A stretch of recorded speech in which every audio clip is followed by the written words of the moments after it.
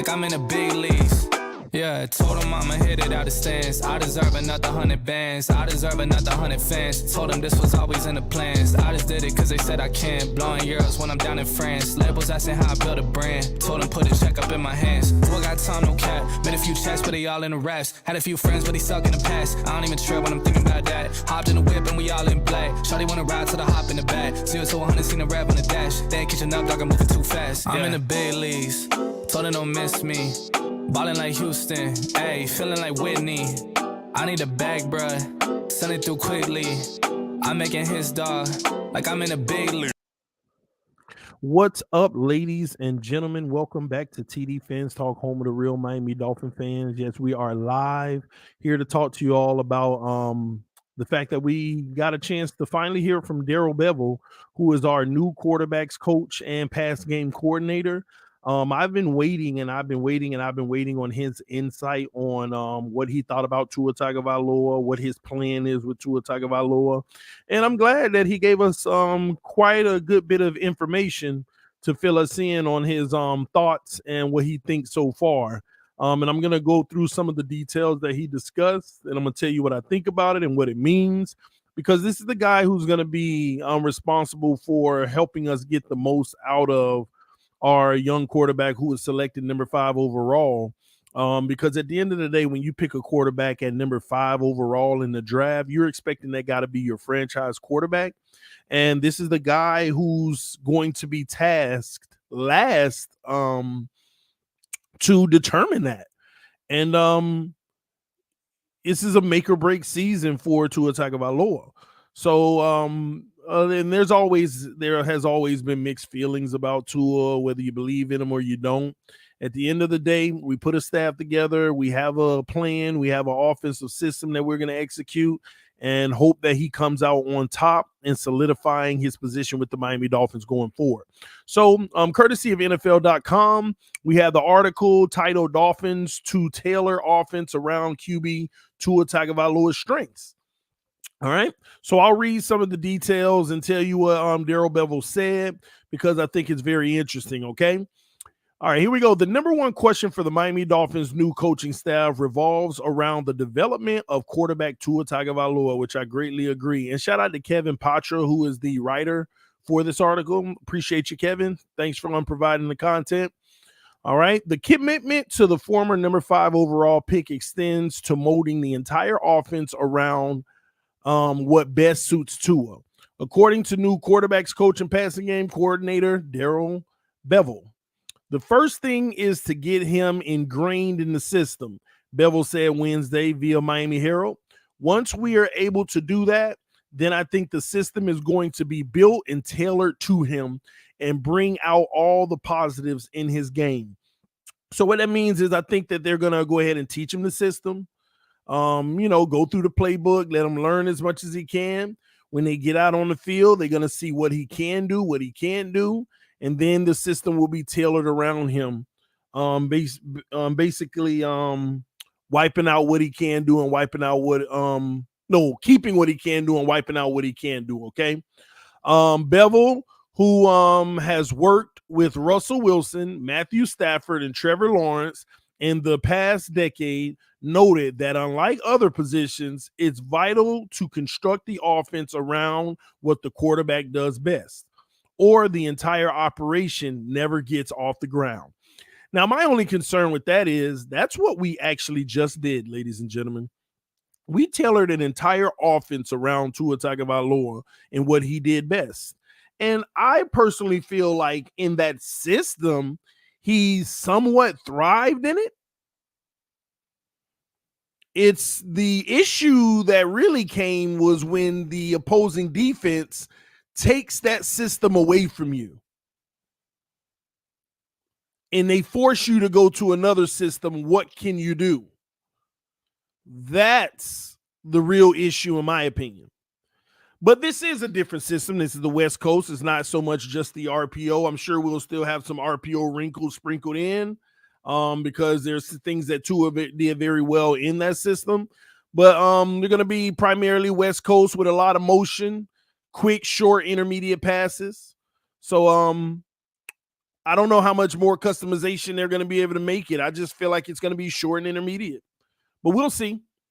All right. Bevell also said it's important to tailor the game to them, to their talents, rather than fitting the round peg in the square hole.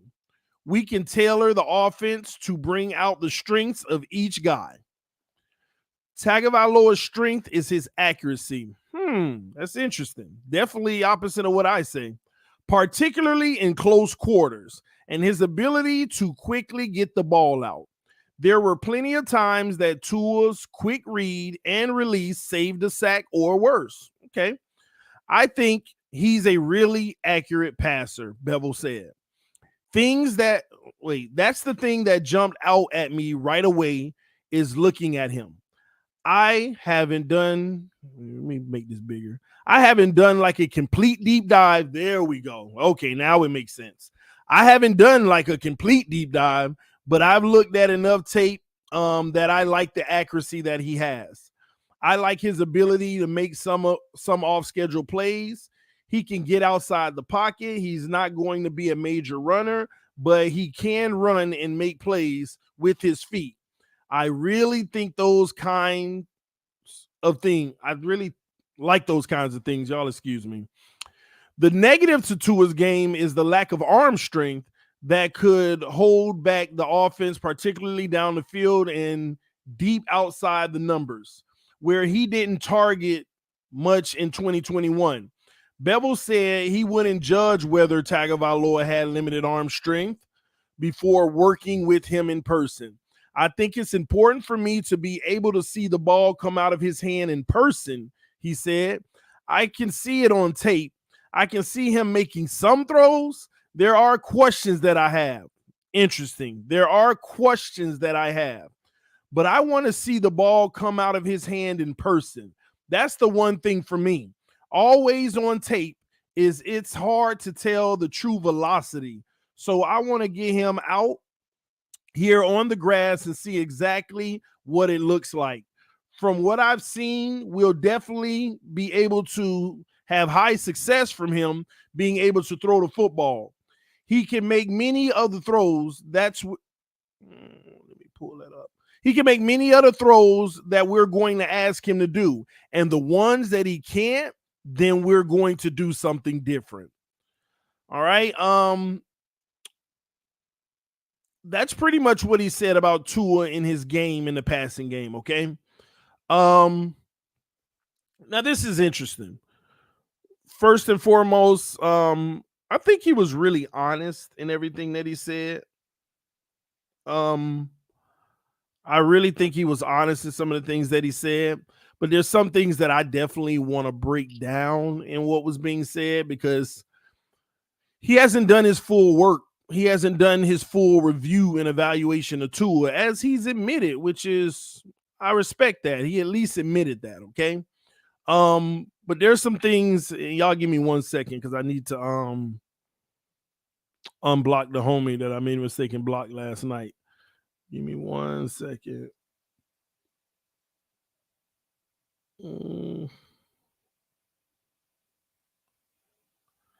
Yeah, bear with me 1 moment. That's weird. I have Joe Lee blocked. That doesn't make any sense.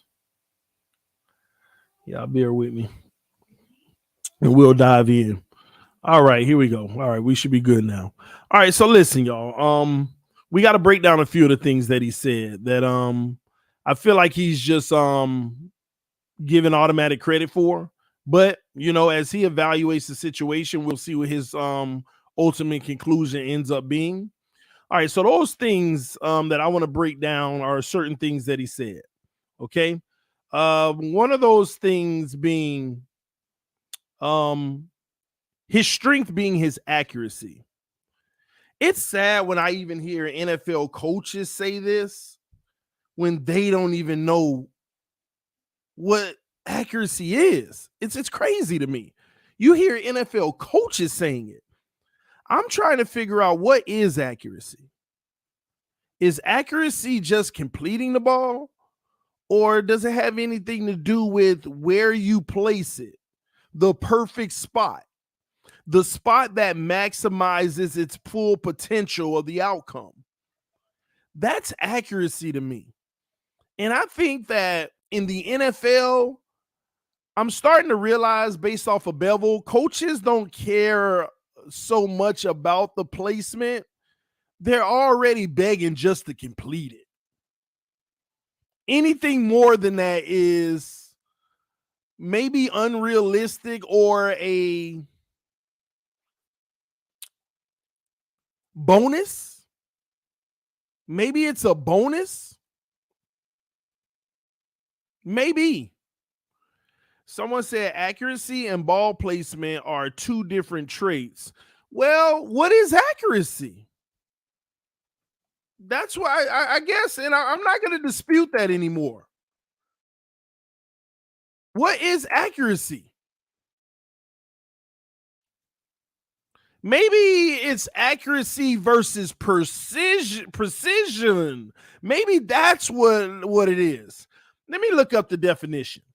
Precision is how close measure values are to each other.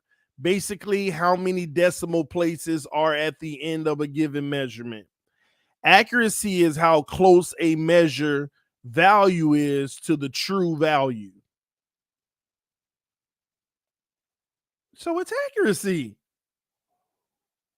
Accuracy matters too, but it's best when measurements are both precise and accurate.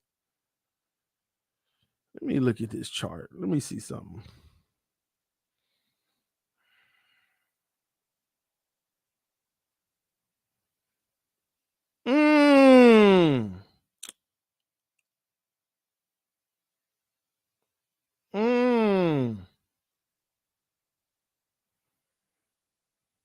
I'm going to pull this up.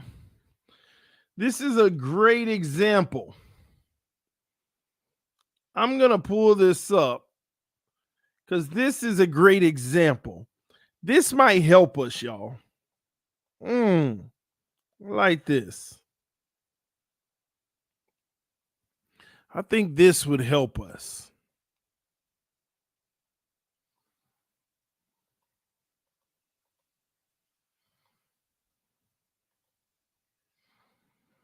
All right, let me see here. Oh, why are these pop-ups in my way, man? I can't stand that. All right. I have to do something with a pop-up blocker or something. Starting to aggravate me. All right. This is a good chart to use. This is a good chart to use. Accuracy and precision. So when you're accurate and precise, you're not just hitting the target, which yellow is the target, but you're also right in the middle of it, right where you want to be. This is what I strive for. This is what I want my quarterback to do. Now, is it realistic? It's really hard, y'all. It's really hard. Tua's definitely not accurate and precise. That's what this is. At least not consistent enough to give him that title. Because the thing about Tua, what I think Bevell is mentioning, is the fact that Tua will make a throw sometimes, a out route, a slant, that is so on the money in tight coverage that you like, wow, that was amazing. Tell me I'm wrong. We all can admit that. Sometimes Tua will make a throw that is so freaking accurate and precise that we're just straight up like, man, that was on the money. That was insane. Look how he zipped that in there. But it's not easy to be this all the time. So the reality is, this is like God status that Brady doesn't even have, but he does it more often than others. You see what I'm saying, y'all? This is what like Brady strives for, and he's not even consistent in it, but his rate is pretty much higher than others. Okay? Now, look at the next one to the right. Accurate, not precise. That's not even Tua. We know that he's not precise, ladies and gentlemen. Precise is the one that's right in the middle of the yellow, but accurate is yellow, period, right on the target. Tua's not even accurate or precise.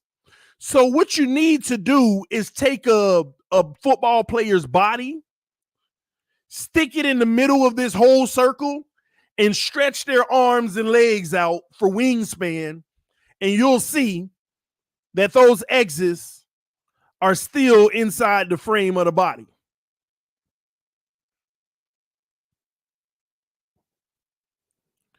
What you'll see Tua is more of not accurately precise.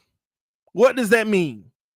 He precisely gets the ball in catchable range, but not with accuracy in the yellow. This is more like Tua Tagovailoa. He will consistently put it in a precise range. He will make sure that it's in the range of the body of the person, but it's not accurate right where it needs to be to get yards after the catch, to make the catch easier. See, the not accurate but precise area, that's where you make it harder for the receivers to catch, but we all say that unfair rule, you touch it, you catch it. You touch it, you catch it. This is more like Tua Tagovailoa, and he sometimes gives us sprinkles of the accurate, not precise up here. And 1 out of every 15 throw, you get that accurate and precise, and it is so beautiful that it's just like, you know he got it in him, but again, consistently, and you can't expect anybody to be throwing it at a high rate all the time. But in regards to not accurate, not precise, down here in the bottom right, Tua also shows you that sometimes, not a lot. See, this is the deal. As much as Tua shows you accurate and precise, which is very few times, like most quarterbacks, he also shows you not accurate, not precise, which is a few times, not much, but unfortunately, it hurts sometimes. It's third down. Mac Hollins wide open on a deep out, and you throw it to his feet. It's third down. Gesicki getting to the second level, and you overthrow it and almost pick. That's where it hurts. So Tua's living in the range of number 2 and number 3, but I'm telling y'all he is primarily number 3. So let me break this down on a percentage basis. He's like a 15% accurate, precise guy. He's about a 30% accurate, not precise. He's about 40% not accurate, precise. And about 15% not accurate, not precise. That's about what Tua Tagovailoa is. So he's hovering in the 2 to 3 range with a slight edge for number 3. Now, this isn't about beating him down and pointing out all his flaws, because I want to add a flip side of this. How do we get him to at least stay in? See, this is the breakdown you like. You like the accurate, precise to be 20. You like the accurate, not precise to be about 50. And you'll like the not accurate, precise to be about, say, 20. And the not accurate, not precise to be about 10. That's what you would like to see. So you get a 50% chunk on number 2, 20% on 3, 15 on 1, or whatever.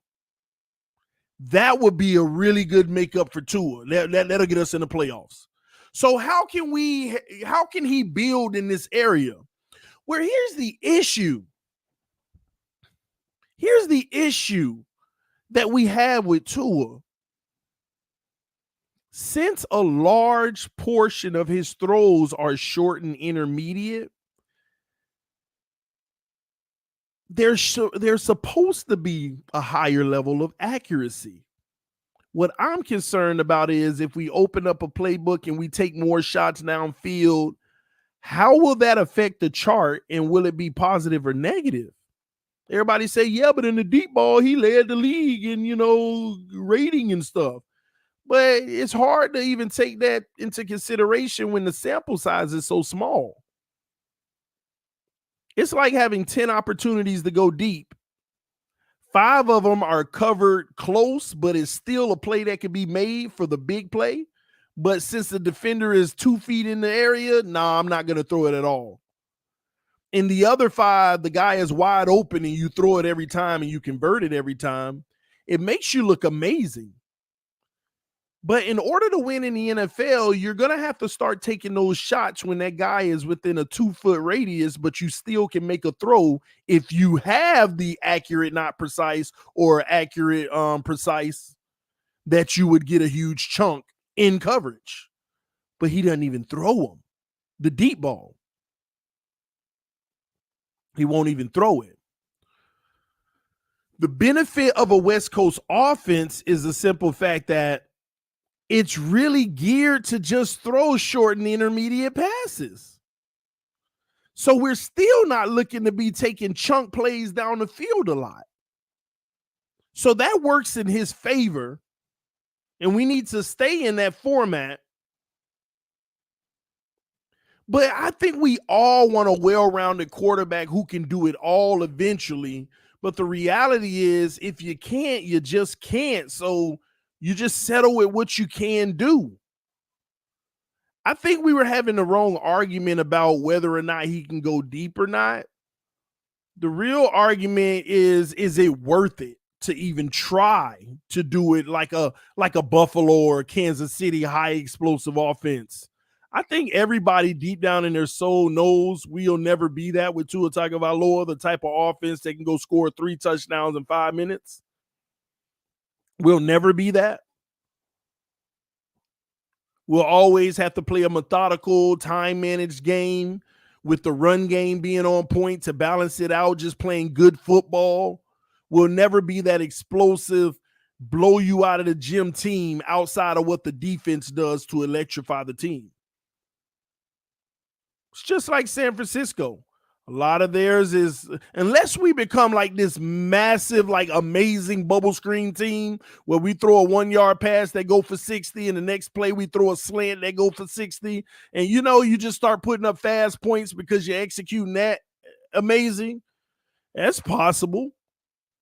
But a lot of times you need a run game that is literally top 5 in the NFL to even get to that stature, which is not easy. The biggest concern is everybody's relying on us to be able to build a running game without thinking about how hard that's going to be anyway. I mean, people think you could just say, all right, this year we're going to build a running game. We go spend some money and now we're top 5. At least 20 teams every year is trying to build a good running game. Really all of them, but you know what I mean. These things don't come as a guarantee as many people make it seem like it is just because that's what we're going to try to do. Now we're going to do it. We're not the only ones trying to do it. We're just not.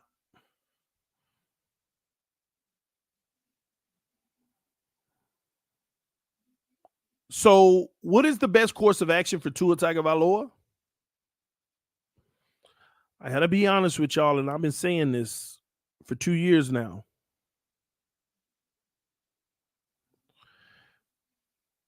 I prefer them to open it up and let them take shots all day. Let them take 6 to 7 shots a game, not 1 or 2. Even if it's 5 to 6 a game, but not 1 or 2. The only issue is we've already wasted his years where he can look bad. We've already wasted those years. And if you put him in that situation now, people are just going to say he sucks. Like, it would be my dream to see him in a pro situation. And if he sucks, I'd be the one that's saying, not complaining about it, but everybody else will be like, I told you so. I'll just be like, well, I think that he's trying the pro style football and it's a new system and he's struggling and I think he'll get better. But unfortunately, he don't even have that time anymore. We've wasted the years where he was supposed to greatly struggle in a pro style offense. Because here's the messed up part about it. Whether Tua makes it in Miami or not, but say he doesn't, when he goes to another team, they're going to try to put him in a pro style offense.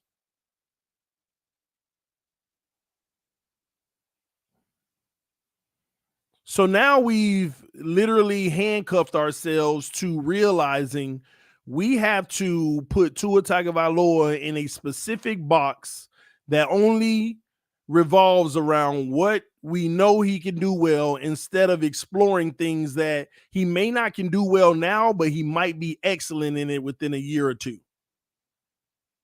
We've reached a point where we're not even going to explore those avenues anymore. And I honestly feel like it is the most unfair thing to him as a player. That's unfair to him. We reached a point where we're not even going to explore areas where he will struggle early, but get better. Like Josh Allen when he first started. Trash, but they stayed the course. Tua was never in the format that Josh Allen was in. But who's to say Tua wouldn't be explosive in year 3 had he went through those growing pains in the first 2 years? We don't know, but at the same token, now we've built a situation where he'll never even get an opportunity to explore that type of system.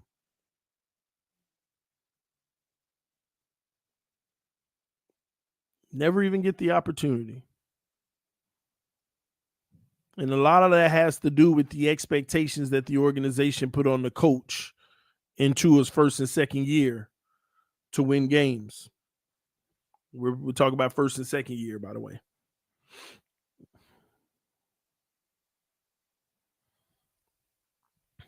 So we got to get Tua from the not accurate but precision area and keep him in the accurate, not precision area, because that's still very catchable with great receivers with hands. But every pass he throws, we got to stop with this. It's in the area, but the receiver got to make a heck of a catch. See that blue area? Let me tell you what the blue area represents. The blue area represents I got to jump off my feet to go catch it. I got to reach behind me to go catch it. I got to slow down and stop and wait on it to catch it. I have to extend my body to its longest point to catch it. That's what that is. That's what the blue area is. The red and yellow area up here, that's where you want it. Right in the dead center, that's just a bonus.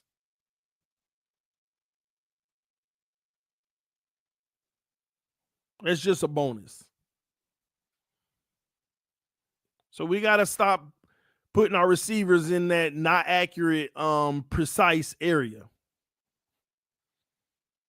We got to get in that accurate, not precise at least. But they keep saying he's already accurate. That's what's getting me.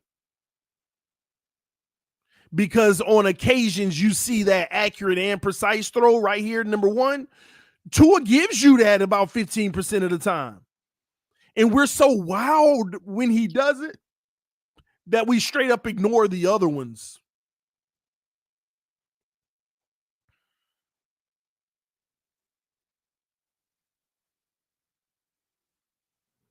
Easy said, come on, TD, you so ridiculous. 1 out of 15 gonna be on target. Like, that's ridiculous. I'm not even sure what you're talking about. 1 out of 15 gonna be on target. That's ridiculous. I didn't say 1 out of 15 wouldn't be on target. I don't even know what you're talking about. I have no clue what you're talking about, Easy. No clue. Hey, but you know what? Because I'd be so tired of people saying stuff and I don't even know what they talking about. Easy, you got an opportunity to come in here and explain to me what you're saying. So I dropped the link for you. Okay. I dropped the link for you if you want to come in here and explain to me what you're even talking about. All right. Outside of that, he said the strength is accurate and his ability to quickly get rid of the ball. I really think that's what the offense was designed to do. Because remember, Tua actually likes to hold on to the ball. It's just that y'all remember pre-draft, draft, first year, Tua actually had a problem holding on to the ball too long.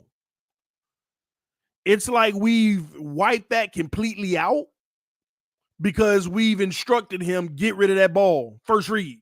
Hurry up. Hurry up.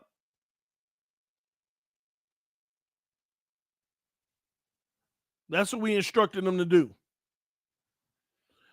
Let me read some of the comments just in case the homie replied. What's up, EM? He said, Easy don't know math. He thinks 1 out of 15 means 15%. I get it. He said 15% of throws. Now I got to remember what his original comment was now. Easy don't know simple math. Okay. Succeeded. I guess TD forgot that he came from Bama, where there are a lot of pro-style coaches coaching him. So what? What they got to do with anything? What does a lot of pro-style coaches coaching him got to do with anything? What they got to do with anything? Did he run the pro-style? Did he run RPO? Did he run a pro-style? I mean, what they got to do with anything? Nick Saban out of his own mouth this year on TV said these guys coming out of college don't even know how to read defenses. Don't even know how to call a 1, 2, and 3 protections. Don't even know their hots and alerts. These pro-style coaches are talking about the kids that they're sending to the NFL, especially the quarterbacks, don't even know their how to read a defense.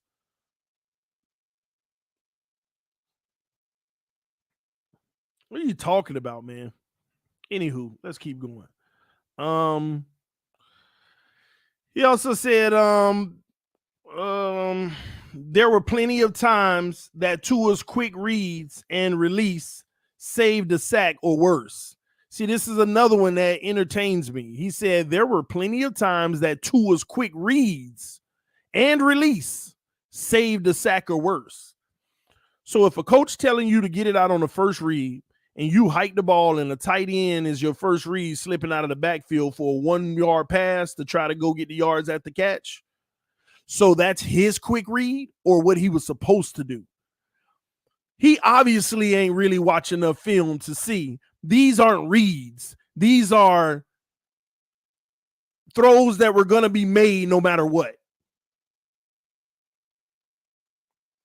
Hike, I'm supposed to go to the tight end. Bam.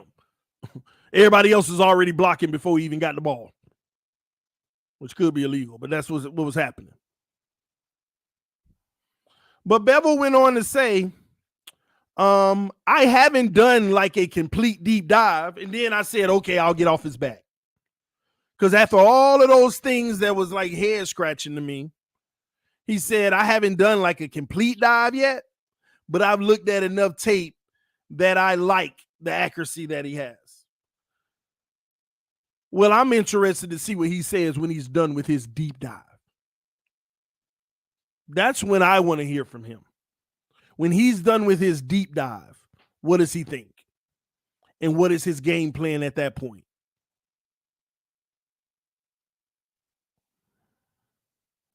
I think it's important for me to be able to see the ball coming out of his hand in person.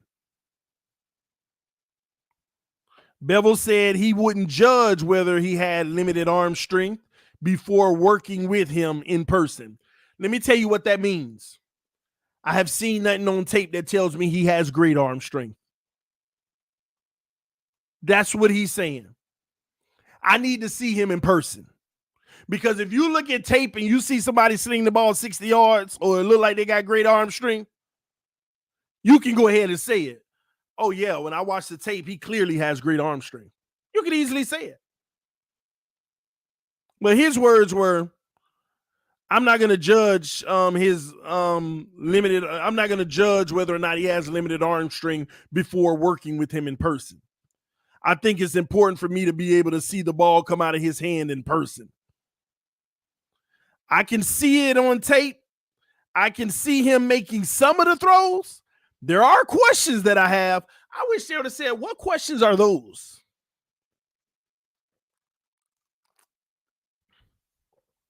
He said, there are questions that I have, but I want to see the ball come out of his hand in person. That's the one thing for me. Always on tape, is it hard to tell the true velocity? So I want to keep him out here on the grass to see exactly what it looks like. Me and Em talked about this one time. He got a velocity issue. Like, to get the ball 45 yards down the field, he has to air it up as high as he can to get as much under it as he can. Y'all understand the difference between airing it out in a rope. See, some quarterbacks in the league can throw a ball 40 yards without it going above 15 yards in the air. You could throw it 40 yards just straight forward without it rising above 15 yards. Anything Tua throws 40 yards or more, it's going in the air at least 25 yards or more, because you got to get as much on top of it so that it could sail down in that direction to get further distance, if that makes sense. So the guys who could throw a 40-yard pass straight forward that don't rise above 15 yards, that means they could possibly throw the ball 60 yards when they put air under it. I was looking at a pass from Mike Vick the other day and some of his highlights back in the day, and I saw this man cock back at like the 17-yard line, backed up. He threw the ball 63 yards. I was just like, man, 63. Wound back and let it go. But Vic was also known to be able to throw a 30 or 40-yard ball without the ball needing to rise above 15 feet.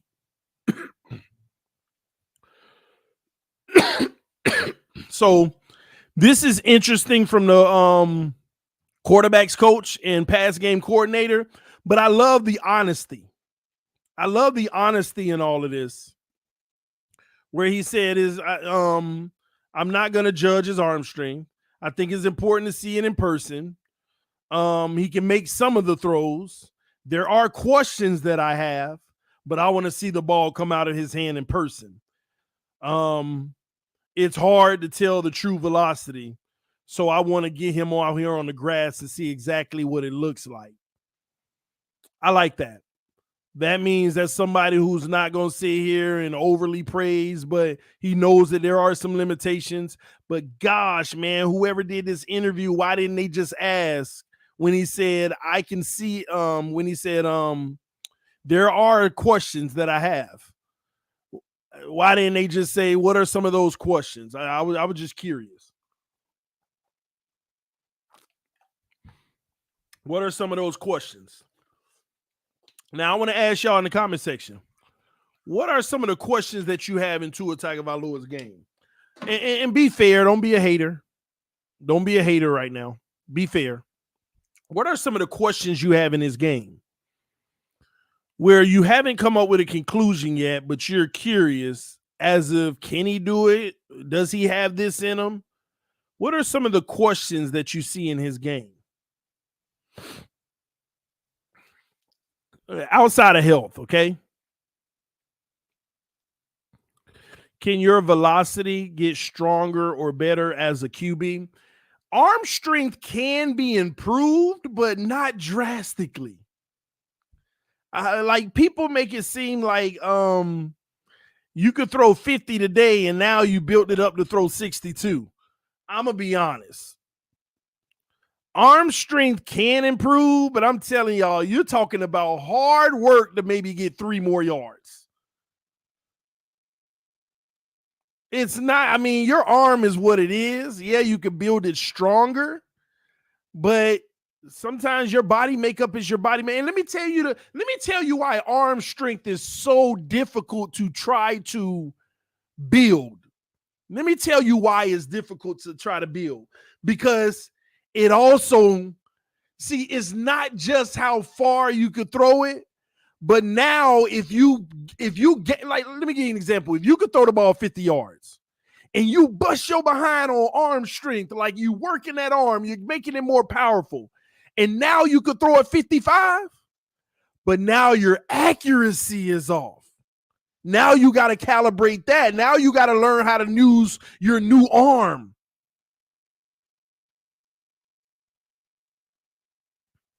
Now your precision, the way your touch passes might be off. It could change your whole feeling. I mean, the simple 6-yard dump off where you could just float in front of you could be thrown off from getting more arm strength. It's a delicate thing. That's why a lot of people don't like to mess with arm strength. They like to say, my arm strength is my arm strength. Let me do what I do in those confines. But when you start going for a big gain and getting more in it, now your precision and accuracy really takes a hit because you got to get used to that arm because it's a touch. The same arm you've had all your life that your second nature has built into is now different. It's different. It's like being in a room, taking a piece of paper that you're used to every day, balling it up, and oh, bam, I hit that trash can every day. Yep. And then you add arm strength, and you're like, you can feel it before you throw it. Oh man, it looked like I was gonna go too much. Now I was short trying to calibrate it right. I was short though, because I know my regular normal flick now is gonna go too far. It's a delicate thing that you really don't want to mess with because it means you got to get used to a lot of other things. So that's why you have what you have. People out here, yeah, he working on his arm strength. All right. I think he been working on his arm strength for 2 years. I think Tua been working on his arm strength for 2 years. And I think that might be a reason why you get those passes that go way over the receiver or just under. Because he don't even know what that feels like in real action to use his new arm. I'm telling y'all, these are impacts. Leave the man arm where it is now. Create your offense around who he is and what he can do well. You didn't mention the hip and rib injuries affecting arm strength, though. Well, hip and rib injuries don't affect arm strength. They affect his mechanics. His arm strength is going to be his arm strength. Now, him gathering base to cock back, that's not arm strength. That's like body strength. Getting that extra oomph under a ball. That's why when they go to combine, they do all kind of stuff. They do throws standing still. How far can you throw the ball standing still? They do they do all of those. They want to know what your arm strength is, what your full windup is, what all of those things is. That's why they do all those drills. You never seen them just stand still, keep their base, and throw as hard as they can just with nothing down low moving. All of those things are graded for a reason.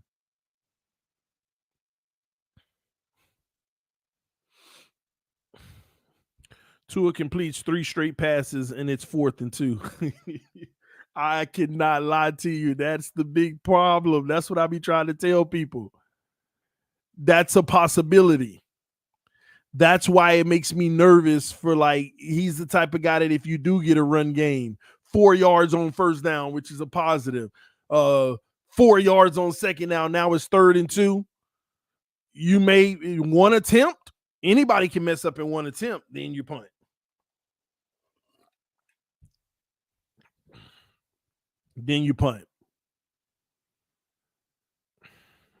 TD, isn't this an opportunity for Tua to self-evaluate himself honestly and put in the work to improve in areas of weakness? My expectations of Tua is he is a pro and must invest in himself. Facts. Listen, if I were Tua Tagovailoa, this is what I would be working on in the offseason. Screw the long ball. I'm an athlete. When I let it fly, it fly. Guys, go help me out. Screw working on the long ball. Stop. Don't work on no long ball. Do not work on the long ball. If I were Tua Tagovailoa, I'm getting about 5 guys to come work out with me every day. I'm getting 3 guys at the linebacker position. I'm getting 2 safeties. I'm getting cover 2.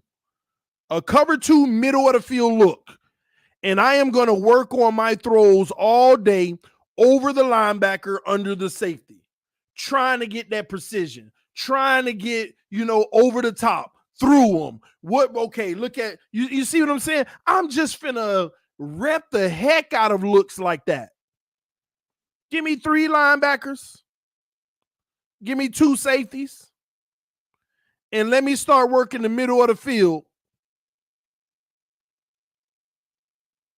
That's what I'm doing, because I'm telling you, if he just improves in that area of his game, we would have made the playoffs. The middle of the field and outside the numbers are a disaster for Tua Tagovailoa. That ain't hating or anything. It's just the truth.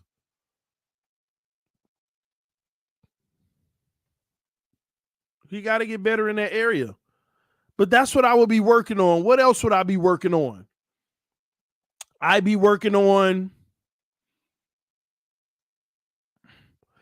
am just working on looking at different looks from defenses. I'm working on man coverage. That's it, man. You ain't got to complicate this. Just work on the things that you know you struggled in. Forget all that other stuff. Trying to make you Brady in 1 year. Master that, then we'll move on.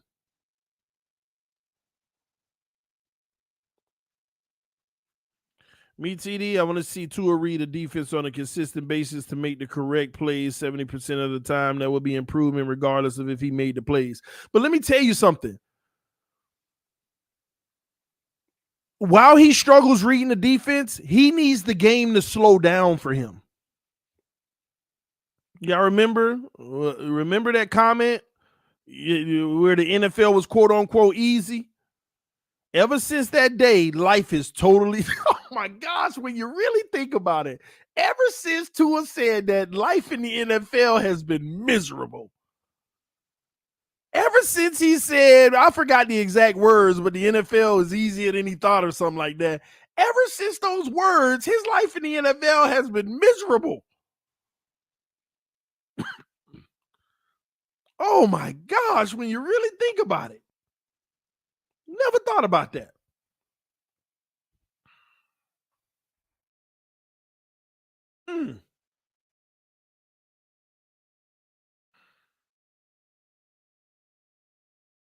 Let me pull some great data up for y'all.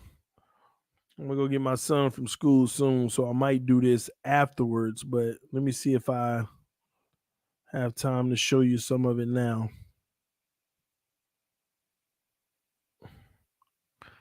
All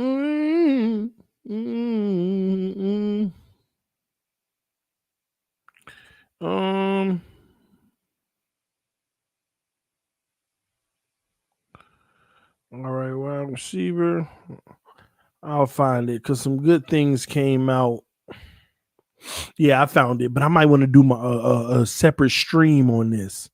A lot of things came out in statistics and all of that type of stuff. A lot of it came out, and I want to be able to show y'all a lot of it. All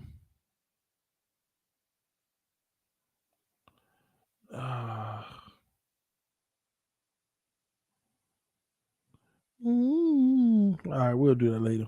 Yeah, I'll do that whenever I get back from getting my son. It was a lot of statistics I want to show y'all.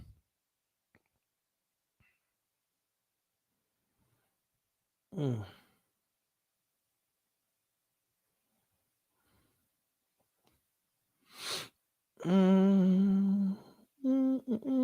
Give me a second. I'm gonna see if I can pull this up so y'all can see it even better. Below the rest of the. Yeah, this is great data. I'm gonna show y'all this stuff when I get back from picking my son up from school.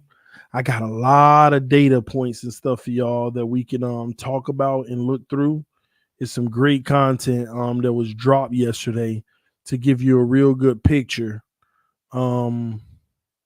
Gives you a real good picture of what we're looking at, really. I love that this information was dropped, by the way. This is all you need, man. This is all you pretty much need to talk about the overall look of the year for Tua Tagovailoa. So let me say this. 3:30, ladies and gentlemen, around 3:30, 3:40 at the latest, I'll start another stream. Y'all come through because I want to go through some data with y'all for our quarterback to show you the areas that he needs to improve in. This ain't my saying. The data speaks for itself. The data speaks for itself. All right. So we'll let's see here. Yeah, we'll break it down. We'll break it down. But the data definitely speaks for itself. Okay. All right, man. This TD Fans Talk, home of the real Miami Dolphin fans. Y'all come back in about 40 minutes. We're gonna break all of this down. This is some good stuff. Y'all gonna love it, man. I promise you. I'll see y'all soon. Peace. I am out.